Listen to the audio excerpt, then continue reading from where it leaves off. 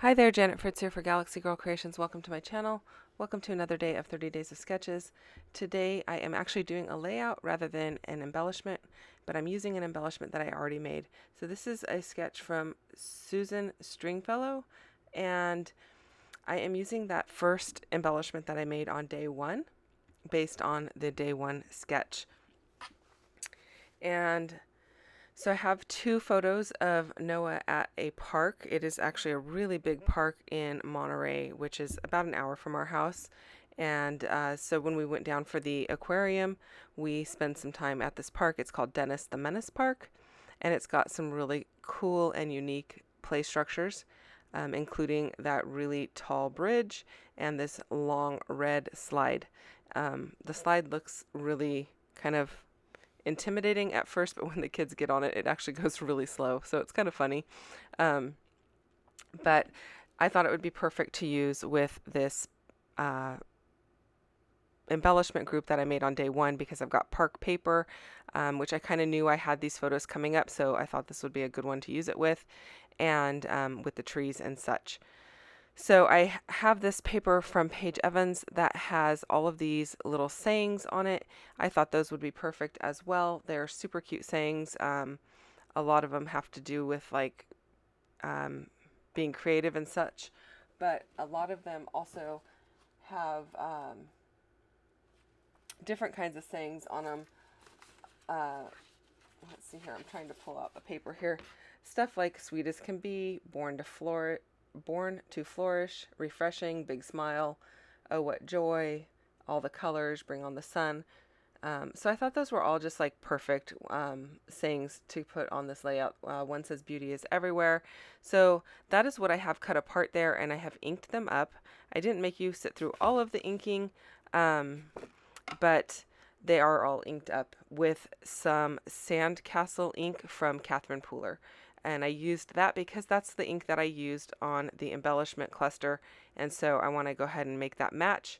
And one of them says it's time to play, one says delightful and cheerful, and another says invigorating, one says sun-kissed. I just thought they were great sayings for that kind of stuff, some outdoorsy, fun, adventuresome type of outings.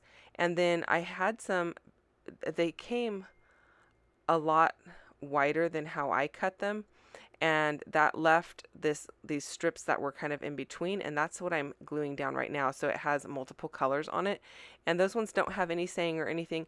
I just intermixed those just for some visual interest and just to kind of give your eye a little bit of a break in reading all of those words. And I thought that they looked nice because I could bring in some colors to the bottom that I didn't have in the words, and same with the top. So I thought that was a great way to mix in some of those different colors. So I am just making this column just like it is in the sketch that is up in the right hand corner there. I am not going to be able to do any stitching because my sewing machine is still out of commission. I suppose I could have hand stitched on it, but I thought that would not look so great with the words because it would really kind of make them disjointed, because the thread that you use for hand stitching is so much more bulky than the thread that I would use in my sewing machine. I also did not want to use a stitched stamp because it also would have made those words look a little more disjointed. If I were to have stitched it, I would have used something very subtle like white or maybe even gold, so that it's not, you know, like a big black line, vertical line to break up those words.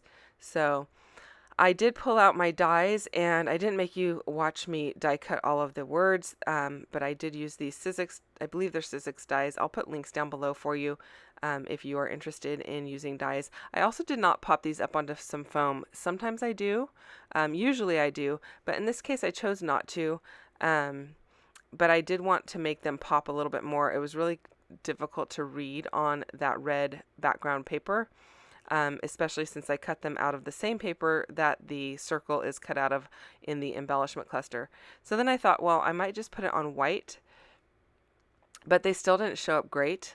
So I'm going to end up pulling out some ink in, I believe I'm using Abandoned Coral, and I'm going to ink up some white paper to be the same color as the red background, but all one color versus having the pattern on it, and that helps you to be able to read it.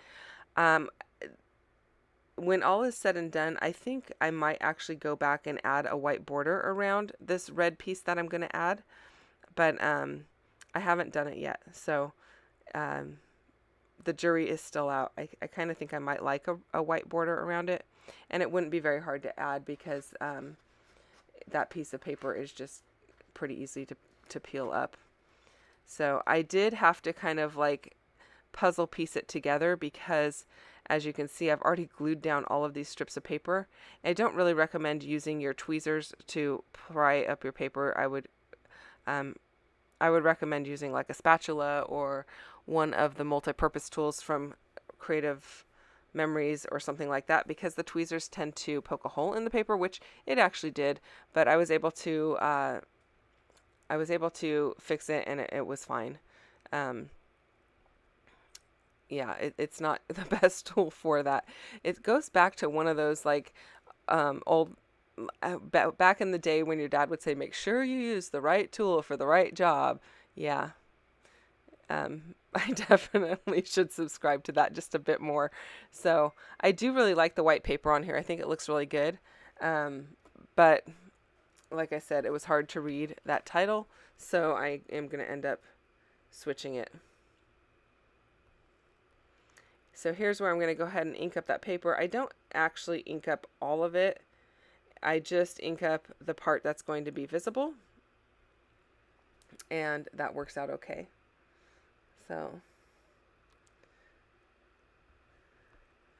we've got the, I'm just using one of the Tim Holtz Distress ink applicators. And as you can see, I also have a scrapbook.com one there on my desk. I like them both. I don't really find a whole lot of big difference between the actual applicator.